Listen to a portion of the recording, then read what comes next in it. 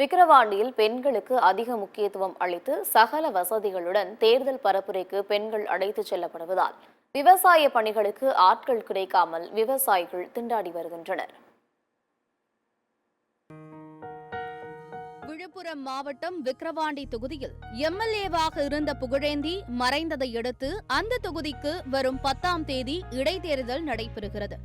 இந்த தேர்தலில் 29 வேட்பாளர்கள் களத்தில் உள்ள நிலையில் அதில் திமுக, பாமக, நாம் தமிழர் ஆகிய கட்சிகளிடையே மும்முனை போட்டி நிலவுகிறது. இடைத்தேர்தலை அதிமுக புறக்கணித்துவிட்ட நிலையில் ஆளும் கட்சியான திமுக வெற்றி பெற்றே தீர வேண்டும் என்ற உறுதியுடன் அமைச்சர்கள் முகாமிட்டு தேர்தல் வேலையில் ஈடுபட்டு வருகின்றனர்.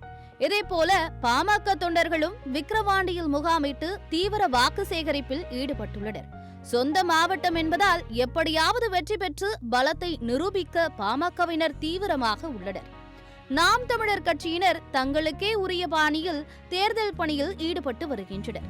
தெளிவாக சொல்ல வேண்டுமென்றால் விக்கிரவாண்டி தொகுதியில் எங்கு பார்த்தாலும் கரைவேட்டிகளாக காட்சியளிக்கிறது.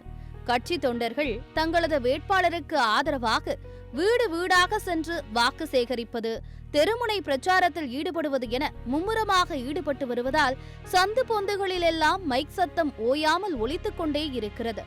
அரசியல் கட்சியினரின் அன்பான கவனிப்பால் விவசாய வேலைகளுக்கு செல்ல யாரும் ஆர்வம் காட்டவில்லை. கட்சியினருடன் சென்று கொடி பிடித்தால், கோஷமிட்டால் பணம், பிரியாணி எளிதில் கிடைப்பதால் விவசாய வேலைக்கு ஆட்கள் செல்வது குறைந்துவிட்டது.